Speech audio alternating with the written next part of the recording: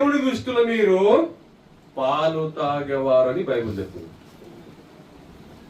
ఎవరంట? చిన్న పిల్లలు.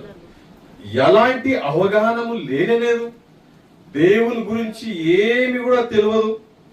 దేవునికి ఎలా ప్రార్థన చేయాలో రాదు, పాట పాడడానికి రాదు, నిలబడి 2 మాటలు చెప్పడానికి కూడా రాదు. అంటే వీళ్ళు ఎక్కడ ఉన్నారు?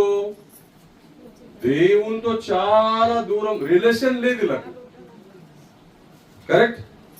అర్థమవుతుందమ్మా?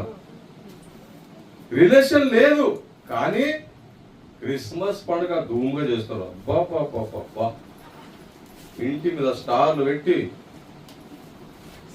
ధూమ్ ధామ్ షాపింగ్లు హంగమా. ఎట్లా అయిపోయిందన్నా ఈ సంవత్సరం క్రిస్మస్ అంటే చాలా ధూమ్ అయిపోయింది. ఈ సంవత్సరం ఇంత బాగా అయిందంటే ఎప్పుడు పోయిన సంవత్సరం కాలేదు. కరెక్ట్? ఎందుకంటే మంచి మంచి బట్టలు, కొంచెం చేతిలో పైసలు ఉండే బాగా. కానీ దేవునికి వీరికి రిలేషన్ అనేది లేదు. చాలా మంది ప్రార్థన చేయమంటే అన్న నీవు చేయి.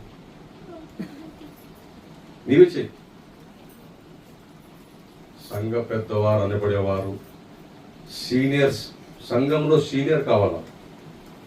సంఘంలో ఏం కావాలా? సీనియర్స్. మెల్ల వచ్చి నిలబడే దమ్ము, ధైర్యము తెచ్చుకోవాలా.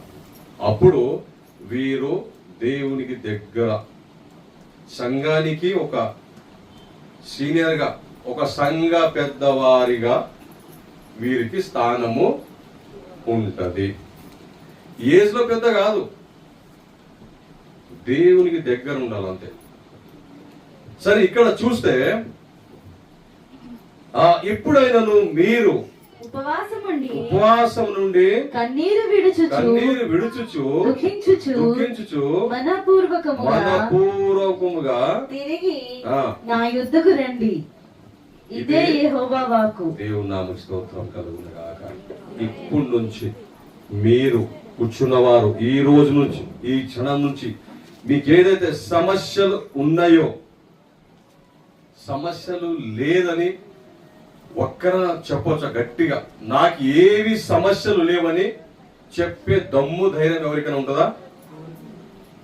సమస్యలు ఉంటే నీకు ఎంత విశ్వాసి అయినా, 24 గంటలు ప్రార్థన చేసిన ఎక్కువ సమస్యలు నీకే వస్తాయి. ఎవరికి వస్తాయి? ఎవరైతే విశ్వాసంలో ఉంటున్నారో